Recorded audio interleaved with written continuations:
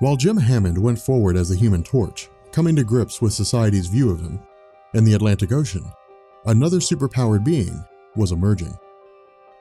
A human-Atlantean hybrid, in the years leading up to World War II, the United Kingdom's Prime Minister Winston Churchill had sought to capture vibranium as a material used for weapons against the Axis powers.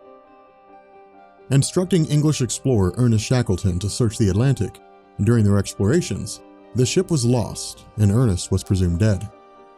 Intending to capitalize on the UK's venture in pursuit of advancing their own weapons program, in the twilight of his life, US President Woodrow Wilson had instructed Leonard Mackenzie to continue the search.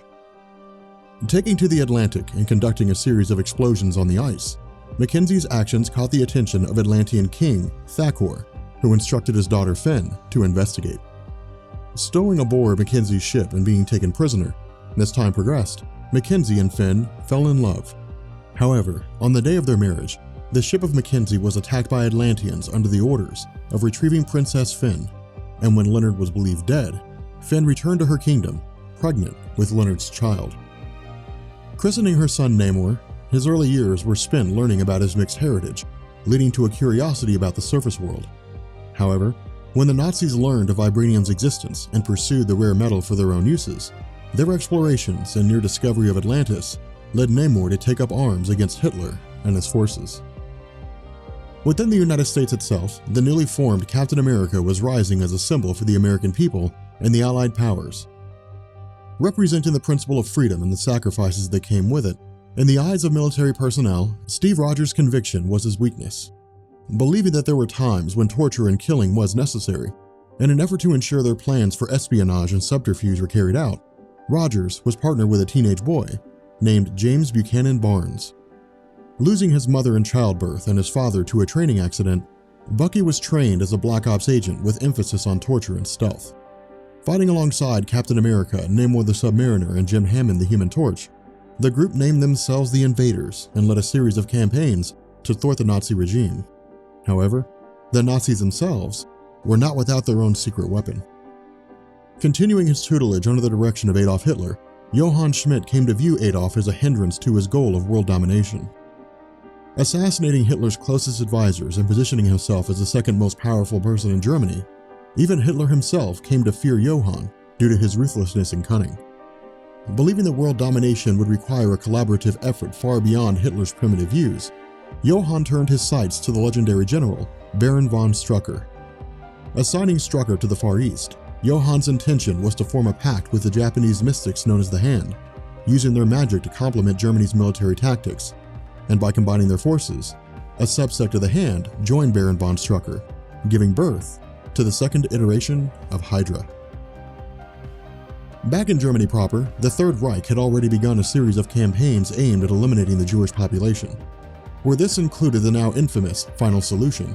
The desire of Nazis to remove undesirables had unexpected consequences, most notably, the emergence of one of Earth's most powerful mutants. The son of a former Jewish soldier turned watchmaker, Max Eisenhardt's father and grandfather had viewed their state in life as temporary, believing that their displacement within the Warsaw ghettos would give way to their return to a life of normalcy at the war's conclusion. However, whether this view was held through a refusal to acknowledge the truth or a genuine belief varies. But this perception was ultimately shattered when the Nazis began transporting the inhabitants of the Warsaw Ghetto to the Treblinka extermination camp. Escaping from their captors with the intention of taking refuge in a safe house for German Jews, Max was forced to bear witness as his family was systematically murdered by Nazi soldiers and thrown into a mass grave. Taken to the Auschwitz concentration camp, Max was assigned to the Sonderkommandos, tasked with cleaning out the cremation ovens and gas chambers while destroying the bodies of those exterminated by the Nazis.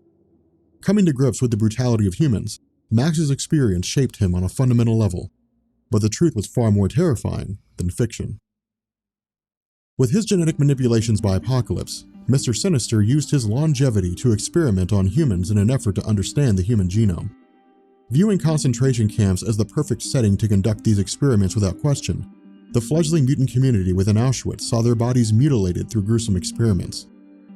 Remaining woefully unaware of the doctor's true identity and using his experience as a small-time smuggler of goods within the Warsaw Ghetto, Max eased his harsh existence within Auschwitz by bribing the guards with goods unavailable through conventional means.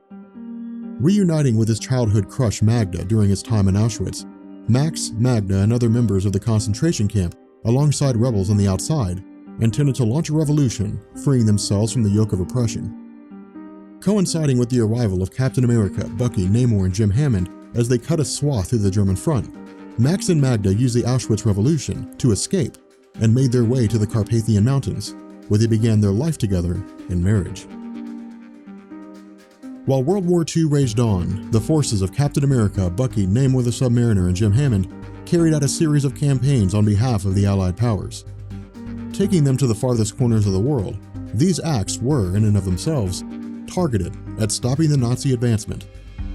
Transitioning to Northern Africa, despite his blunder in allowing the Allied forces to invade Normandy, Erwin Rommel was still considered to be one of Hitler's highest-ranking generals. Leading a campaign to take Wakanda's vibranium stores, despite its advanced weaponry, the Wakandans were unable to hold off the forces of Rommel for any real measure of time. As a result, the invaders were successful in defeating the Nazis under Rommel's command, and Rogers was rewarded with a shard of vibranium.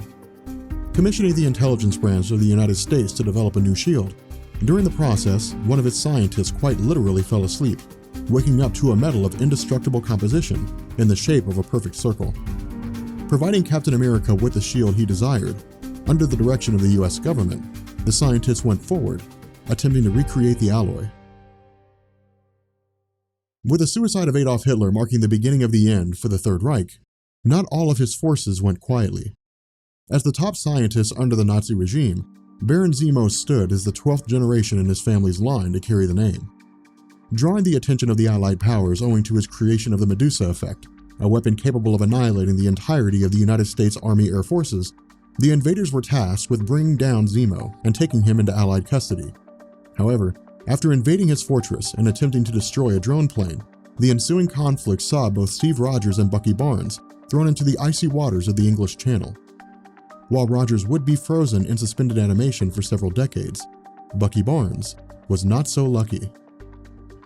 With the Russian government looking to the premise of Captain America, the communist regime intended to launch its own super soldier program.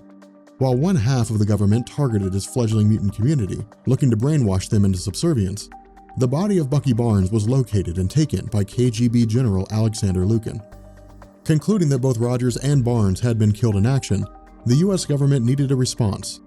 Believing that if the American people learned of Rogers and Barnes' death, that the moral compass for the last vestiges of the war effort would crumble, because the US and Russia were running headlong into the Cold War, the US government chose to appoint a series of successors operating under the mantles of Captain America and Bucky Barnes.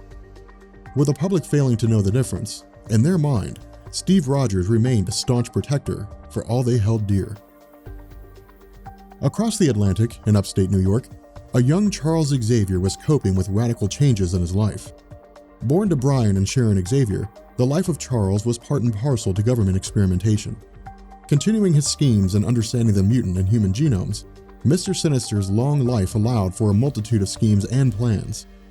While the fall of Auschwitz led to the abandonment of his experimentation without question, his ability to alter his own physical appearance allowed for integration into the scientific community using less than savory methods. Using Brian Xavier and his partner Kurt Marco as unwitting accomplices, the two used the resources of the United States government to analyze the genes of young mutants.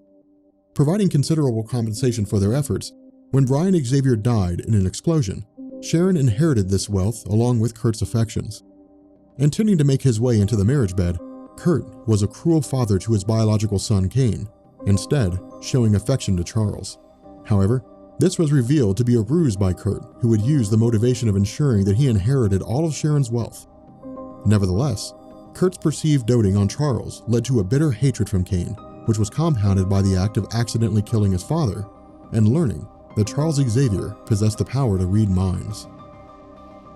While this would mark a drastic change in the life of Charles Xavier, as both he and Cain went forward bitter enemies, unbeknownst to either of these men, the Earth, and the rest of the universe's inhabitants, existence as they knew it was only one part of a larger experiment.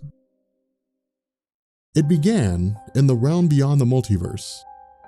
Home to the Ivory Kings, these white lords from wild space were nothing if not curious. Operating with unknown origins and unmatched power, At some point in the past, the Beyonders took notice of the multiverse and the denizens housed within. Restricted to a dimension devoid of time, but part and parcel to the space itself, the Beyonders found a non-linear existence to be something of intrigue. What was time? What was death? And what was life? What did it mean to be both an individual and part of a larger whole? Intending to find answers to their questions by launching a grand experiment, the Beyonders set in motion a series of events which could not be undone.